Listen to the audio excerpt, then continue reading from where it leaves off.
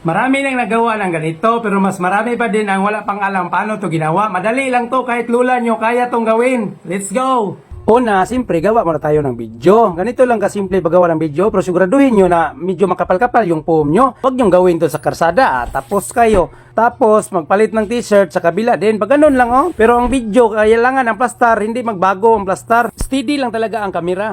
Punta sa CapCut, new project. Tapos, hanapin ang video, pindutin, i-add one. Pag na-add one na, ang gawin natin, i-touch tong aspect ratio. Importante yan, 9.16. Check lang pag okay na. Tapos, i-touch lang ang video papunta doon. Focus sa screen ha, yung nagsimula na siya ba, patumba ba. Nagsimula na.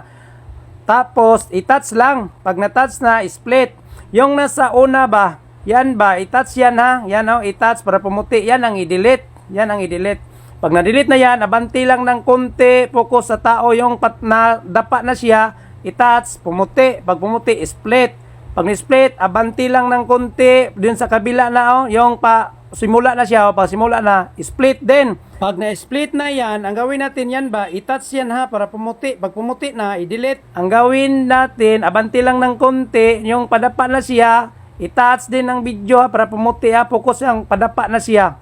Pag nadapa na, i-touch. Pag pumuti, split.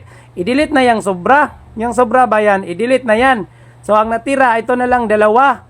Ang gawin natin ditong dalawa, i-touch ang isa para pumuti. Pag pumuti na, hanapin ang duplicate. I-duplicate natin yan. Nasaan yung duplicate? Okay, duplicate na. Dalawa na sila. Tapos, itong nasa kasunod, yan ba, nasa huli, yung sa dulo, i-duplicate din natin yan. I-duplicate, bali, apat na sila. Tagdalawa-dalawa na sila. Ang gawin natin dito, i-touch lang yung baba sa video. Pag ganun, ito nga touch na pag ganyan, para humaba ba, hindi tayo mahirapan, magpindot-pindot. Ganun, tingnan nyo, humaba na yung screen ng video.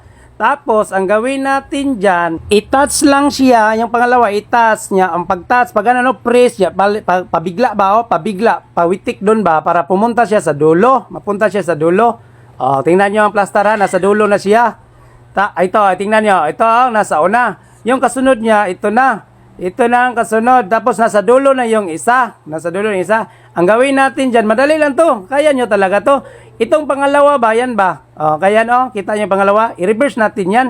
Pag ma-reverse na yan, antay lang ng mag 100.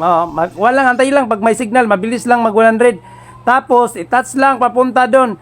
Itong nasa huli, i-reverse din natin yan. Dalawa lang ang i-reverse ha. Itong nasa huli, i-reverse din yan. Pag na-reverse na yan, i-touch lang tong baba sa video para lumiit ba. Pag ganun ang touch, paliitin lang siya ba. Pag ganun lang touch. Tapos, pag naliit na ang sa dulo, yung CapCut ba, i-touch yung CapCut. Bawal sa Reels yan. I-touch, pag pumuti, i-delete. Okay, pwede na, pwede lang i-export yan. Paki-follow na lang guys, paki-share na lang po para makatulong sa mga baguhan.